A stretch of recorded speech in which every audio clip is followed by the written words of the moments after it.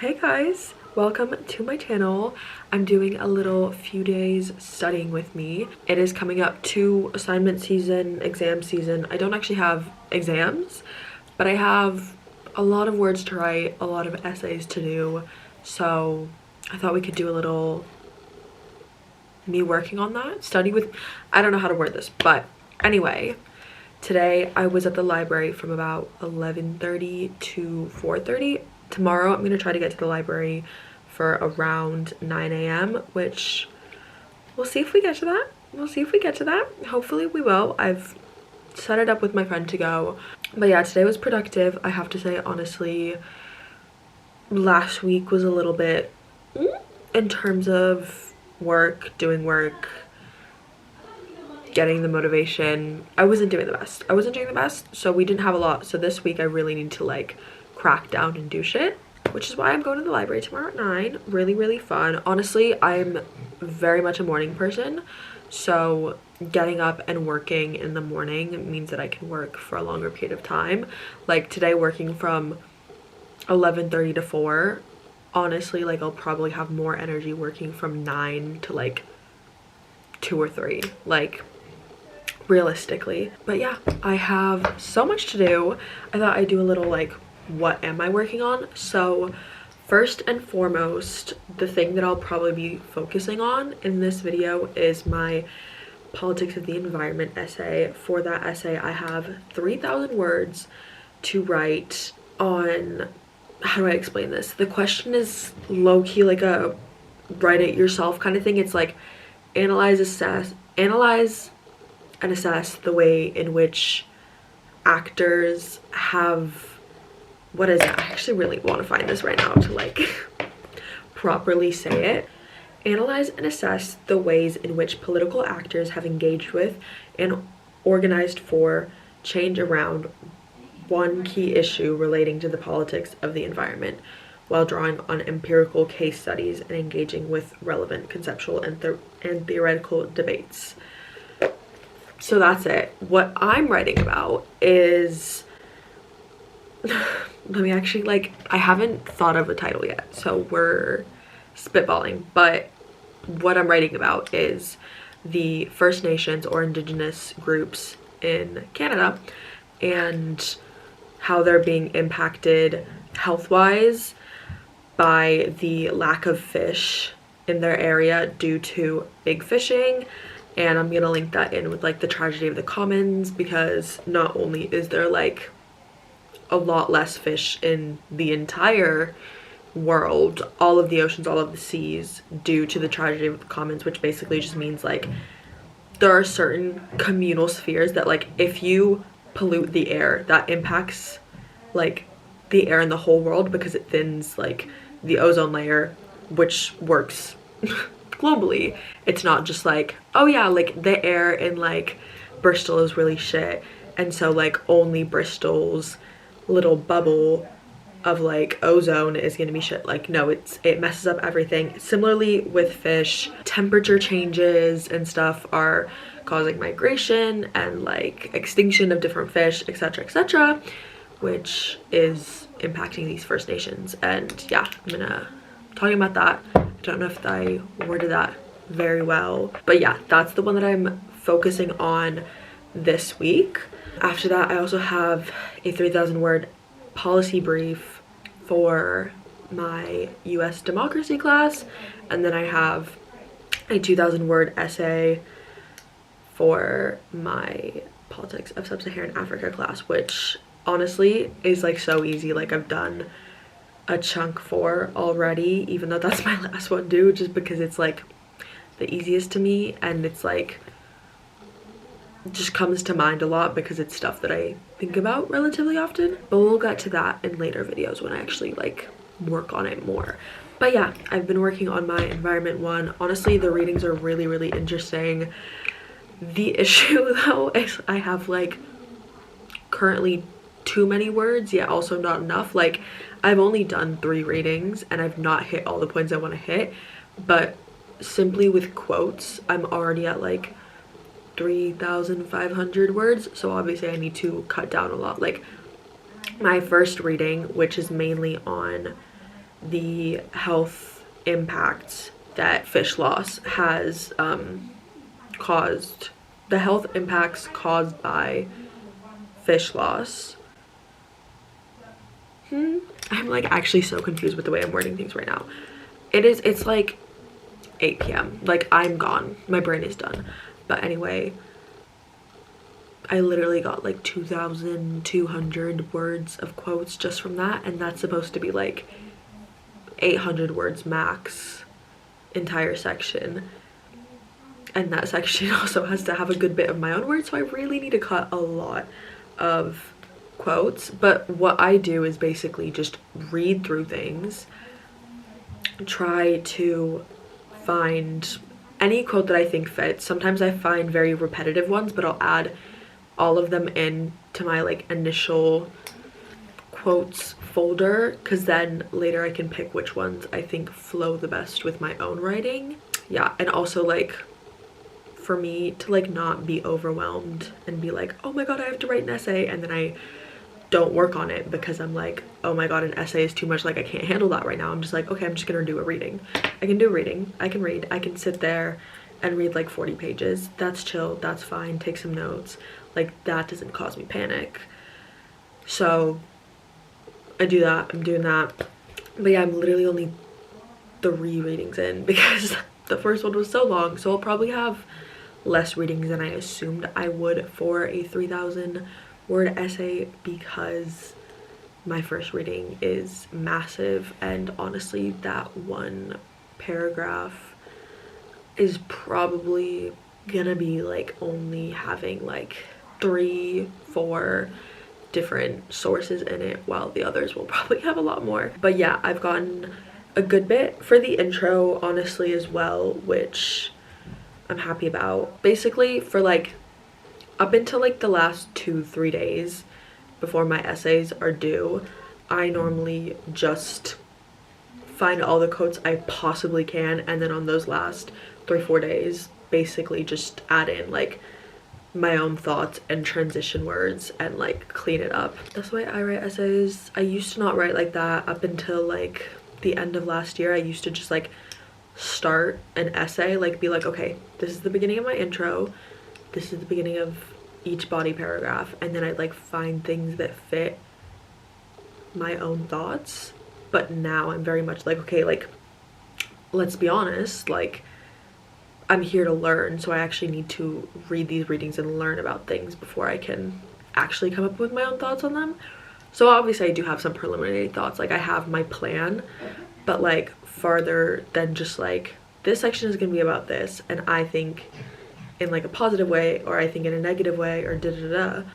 Apart from that, it's just like, okay, I have maybe a few bullet points of what I want to talk about, but like I'm like, let's find information and actually see what is right in this world, because this isn't like a literary essay where I can be like, I agree or disagree with this because I just feel like it. No, this is like facts. Like let's make politics factual. Could we go back to doing that, please? Especially environmental politics, because that is veering in way too strong of a non-scientific route nowadays. But that's a conversation for later. But yeah, I did a good bit of work today. I just edited a little bit as well, and I think I'm just gonna like sit and read. I'm finally out of my book slump. I was in like a fully like a 3-4 month book slump, and then about like a week and a half ago finally got out of her. I'm currently reading The Bell Jar by Sylvia Plath alongside this romance that's called The Wrong Mr. Right, I believe. It's fine. It's not my favorite. It's by an author that I had read a few days ago that I really liked, and I heard good things about her other books in the same series, but I decided to give a completely separate book of hers a chance, and like it's fine. It's just like not my favorite. I don't think that the characters have enough connection between them. Like they're cute together, but it's also short. Like I like kind of a longer romance, which I know a lot of people don't, but I'm not a big rom-com person. I like a romance, deep, things are happening. Sometimes I love a rom-com. When it's a YA, I love a rom-com. But yeah, so I'm going back and forth between these because, you know, I have a lot of mental stuff to go through, both work-wise and just personally. There's a lot going on in my head, right? So like just sitting here and binging the bell jar maybe isn't the best idea, nor can my mind do it after like being at uni all day and thinking about essays. So yeah, I've been going back and forth. I also just downloaded the audiobook of, this is really exciting, and Hetty, if you're watching this, I hope you're very excited because I've literally gotten this audiobook so many times and never started it because every time I'm way too scared, and now I only have 16 days to read it, and I really want to, but I'm still way too scared to read it. But I really want to finally say that I'm actually starting this book, and that is, will it load, The Assassin's Blade by Sarah J Maas. This is from the Throne of Glass series, which I think it's a 7-book series, and this is the prequel, which can either be read first, third, or fourth, depending who you ask. And I didn't know of this book's existence when I first started the series, so that's why I'm reading it third. But honestly, I think I would enjoy the series more maybe if I had read it first, because I don't enjoy the series. I have currently read the first 2 books, which are Throne of Glass and Crown of Midnight, and I don't like this series, but I've heard amazing things. It's my best friend's not favorite series, but it's a series that she really enjoys, and she's always like, maybe it's actually bad, like let me reread it. And I'm like, no, I believe that like people genuinely really enjoy this, and that maybe it is a good series. Obviously everyone has different opinions, but like personally I have literally read like, I don't know, like 900 pages worth of writing on this series. Like the first 2 books, they're like not short books, and yeah, I don't like it. Like I genuinely, it's not even that I'm like meh, it's like I genuinely don't like it. I have like true feelings of like dislike towards these books, but like my favorite booktubers love them, my best friend loves them. Like I'm really trying. I think I will end up finishing the series book by book slowly, but I really hope I get to the point where I like it, but so far I'm not. I mean, I'm only 2 out of 7 or 8 books in. Let me actually remember. Okay, so Assassin's Blade, Throne of Glass, Crown of Midnight, Heir of Fire. Oh my god, no, I'm actually like normally so good at like naming them all off, and it's really funny because Hedia cannot name them off in order and I can, but I've not read them and she has. Oh my god, Heir of Fire, okay, Crown of Midnight, Heir of Fire. Oh my god, this is actually so funny. Wait, suddenly I need to look these up because I'm like scared for myself. Why? This is actually so funny because I went to look it up just like on Libby, and the only 4 that they have as audiobooks are the 4 that I've already listed off, so that doesn't help. Should I just Google? I'm just gonna Google this. I can't anymore. Throne of Glass reading order. Okay. Assassin's Blade, Throne of Glass, Crown of Midnight, Heir of Fire, Queen of Shadows. That's what it was. I'm like, because it's Crown, Heir, Queen, which in my head is just like too much of the same. Oh, I knew that, but like I think when I said Heir of Fire, I thought Crown of Midnight was Queen of Shadows. Okay, so yeah, then we have Queen of Shadows, Empire of Storm, Tower of Dawn, and Kingdom of Ash. So there's 8. Yeah, and I think Kingdom of Ash is like 900 something pages, so you know, there's a lot to read in this series, and I really want to like it. I just don't. And it's specifically the main character that I highly dislike, which normally she's the most loved protagonist in any Sarah J Maas fantasy series. Ooh. Which is crazy because, you know what, Feyre's fine from ACOTAR. Feyre's fine, nothing against Feyre, she's not my favorite, but I fucks with her, right? I love Bryce from Crescent City, and I think she's the most hated protagonist. I love her. I think she's an icon. I think she's really funny. I think she's badass. I think she's great. Whereas Selena Sardothien from Throne of Glass, no. But anyway, that's not what we're here for. But I thought I'd give a little book update anyway, because studying, reading, you know, we go hand in hand, whatever. We're just gonna talk about it anyway. But yeah, I'm gonna go and probably read The Wrong Mr. Right a little bit, or honestly maybe watch some YouTube. I'm gonna go. See you guys tomorrow for more library time. Hey guys, happy Tuesday. It is actually so bright out today. You can't see that, but it's blue skies. It's not cloudy, so I'm feeling on top of the world. Let's see. Heading to the library. It is currently 9, so getting there around 9:30. I'm gonna get another maybe 3 short readings done today, and that's it. I also brought the bell jar in case I want to take a little break, because yesterday I wanted to take a break but I had nothing with me, so I just played monograms on my phone. But I think I would rather read if I could. So yeah.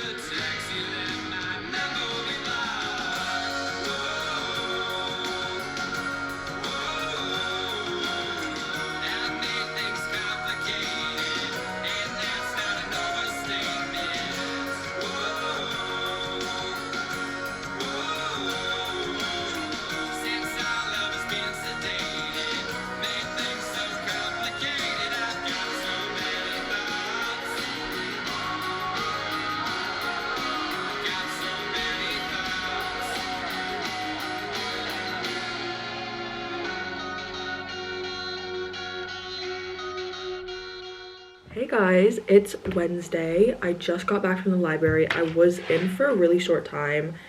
It's 1 right now and I got there at 10, so only 3 hours, but I was working well. My friend is coming today in literally 10 minutes to stay for Thanksgiving tomorrow and a little bit of the weekend as well.